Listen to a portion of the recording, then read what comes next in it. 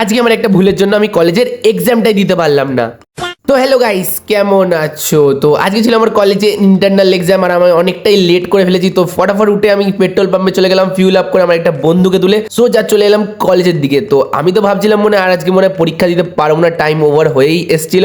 But luckily এসে দেখছি এখনো ম্যাম বা স্যার কেউ আসেনি। তো একটুখানি শান্তি পেলাম কমসে কম। তারপরে ভালো করে এক্সামটা দেওয়ার পর এখন আবার 1 ঘন্টা পর 3টে নাগাদ এক্সাম আছে। তো আমি আর আমার একটা বন্ধু রাস্তায় আরো একটা বন্ধুর সাথে দেখা হয়ে গেল যে বাইকে হাওয়া দিচ্ছিল। তারপর সবাই মিলে চলে এলাম চন্দননগর স্ট্যান্ডে। আর এখানে এসে দেখি বুলেটের উপরে 4জন ছেলে বসে চলে গেল। মানে যা ইচ্ছে তাই হচ্ছে এখানে। আর লোকে কেটিএম কে ছাপড়ি বলে, কেটিএম কে তো ছাপড়ি ওরাই বলে যারা বাইকের বিয়ে বোঝে না। বাই দ্য ওয়ে ওইসব কথা বাদ দাও। তারপরে দেখা হয়ে গেল আমাদের এখানকার স্ট্যান্ডের ভাইরাল ঠাকুমার সাথে, যে আমার বন্ধুকে একটু আশীর্বাদ দিচ্ছিল, কিন্তু ঠাকুমার আশীর্বাদ আমার বন্ধুকে পচবে না।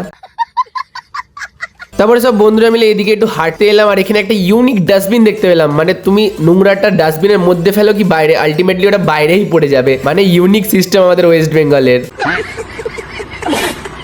যাই হোক, তারপরে একটুখানি লেবু চা খেলাম দুপুরবেলা আর এটা সত্যি খেতে অসাধারণ লাগলো। তারপরে আবার একটু খিদে খিদে লাগছিল বলে সবাই মিলে একটুখানি পাইনঅ্যাপেল নিলাম। আর একে দেখো নিতে না নিতে হাত দিয়ে তুলে নিয়ে নিচ্ছে সবই।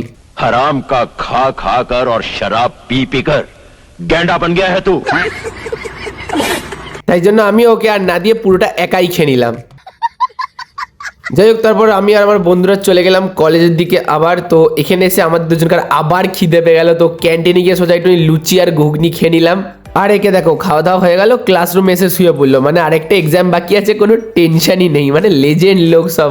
যাই হোক, এখনো 3টে বাজতে এখনো দেরি ছিল, তাই জন্য একটা জায়গাতে একটু ঝালমুড়ি কিনে ঝালমুড়িও খেয়ে নিলাম। মানে আজকে পেটের মধ্যে রাক্ষস ঢুকে গেছে আর কি। আর একে দেখো ঝালমুড়ি দিয়ে খেলা করছে, মানে সব বাচ্চা হয়ে গেছে আর কি। যাই হোক, এরপর অনলাইন এক্সামটা স্টার্ট হয়ে গেল। এক্সাম কমপ্লিট করার পর এবার সোজা বাইরে বেরিয়ে গেলাম বাড়ি যাওয়ার জন্য।